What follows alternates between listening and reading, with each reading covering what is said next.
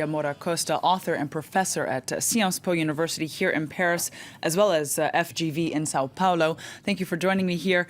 Firstly, I'd like to ask you what we've seen happen today. This is the suspension of a decision that we were expecting to have. Is this normal proceedings? It is a normal procedure. It can actually happen. There is nothing very dramatic that has actually succeeded. It was not a specific problem. It can actually happen. And actually in the morning in Brazil, people were already mentioned that one judge will request some more documents to be added, and in the view of this fact, the decision would not actually take place today. And a second, the vote of the first judge, everybody knew that it was very, very long, even if there was no suspension, even though the decision would not be over by tonight. All right, well, that being said, let's say a decision does come through and Lula is allowed to join Dilma Rousseff's government, the cabinet. Is that in his interest now that she's embroiled in impeachment proceedings? I don't think that, there is any interest, because which government? So yes. He's going to join, for which government? It's quite weird to have him joining the government at the last moment. There is nothing that he can do, I suppose, because at the Senate, for the simple majority, Brazil has already the 46 senators that are going to vote in favor of the impeachment. And the simple majority is 41. So what he's going to do? Nothing. When could we see that vote then? Probably in the beginning of May. Okay, so we still. So he's going to join for 15 days in government. And second, if he joins, it will be amazingly clear that, what you are doing. Are you still trying to escape from justice in Brazil? If you do not have anything to be concerned about it, stay on where you are and face the judge. Yeah, because then let things come to light if they need to. Exactly. Well, that being said, let's focus a bit then on Dilma Rousseff.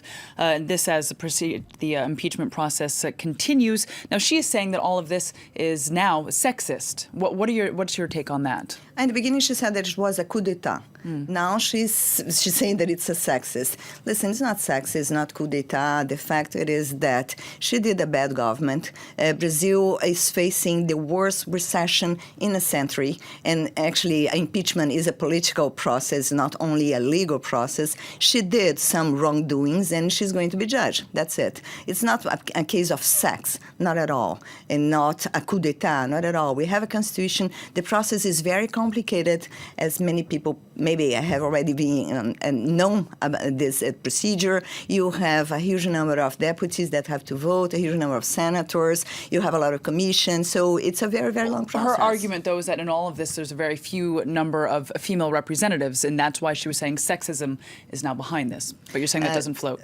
No. It's just a kind of excuse that does not make any sense. Well, is she running out of options then? Probably.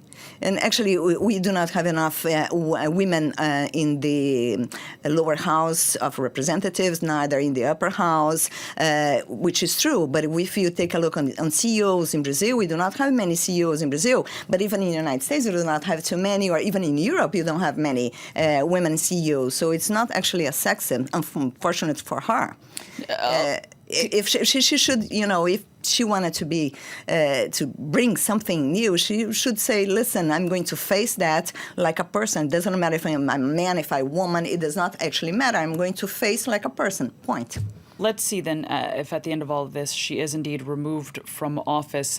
We do know that in the beginning, once the trial will get underway, perhaps if the Senate does indeed vote for that it will be the vice president who will step in. He is also clouded in some issues of corruption. What options does the Brazilian public have right now moving forward in terms of leadership? Right now, I think that we have a huge problem. We do not actually have a leader to take over the country.